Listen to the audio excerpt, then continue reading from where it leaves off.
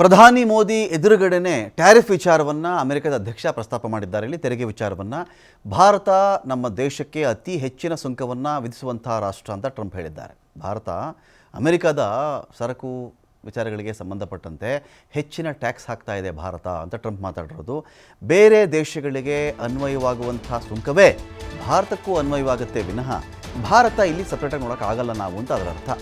ನೋಡಿ, ಬೇರೆ ದೇಶಗಳು ಈಗ ಟ್ರಂಪ್ನ ನೀತಿ ಇಷ್ಟೇ, ಬೇರೆ ದೇಶಗಳು ಅಮೆರಿಕಕ್ಕೆ ಏನು ಟ್ಯಾಕ್ಸ್ ಹಾಕ್ತವೋ ನಾವು ಬೇರೆ ದೇಶಗಳಿಗೆ ಅದೇ ಟ್ಯಾಕ್ಸ್ ನಾವು ಕೂಡ ಹಾಕ್ತೀವಿ. ಈ ವಿಚಾರದಲ್ಲಿ ಭಾರತ ಸಪರೇಟ್ ಅಲ್ಲ, ಪ್ರತ್ಯೇಕ ಅಲ್ಲ. ಭಾರತ ಎಷ್ಟು ಸುಂಕ ವಿಧಿಸುತ್ತೆ ಅಷ್ಟೇ ಸುಂಕವನ್ನು ನಾವು ಹಾಕ್ತೀವಿ ಅಂತ ಟ್ರಂಪ್ ಮಾತಾಡಿರೋದು. ನಿನ್ನೆ ರಾತ್ರಿಯೇ ಭಾರತದ ಹೊಸ ಸುಂಕ ನೀತಿಗೆ ಸಹಿಯನ್ನು ಹಾಕಿದ್ದಾರೆ ಡೊನಾಲ್ಡ್ ಟ್ರಂಪ್ ಅವರು.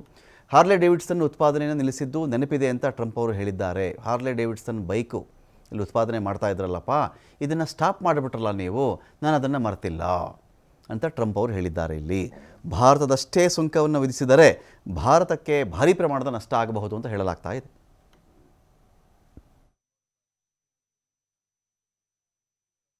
Traditionally, India is right at the top of the pack, pretty much.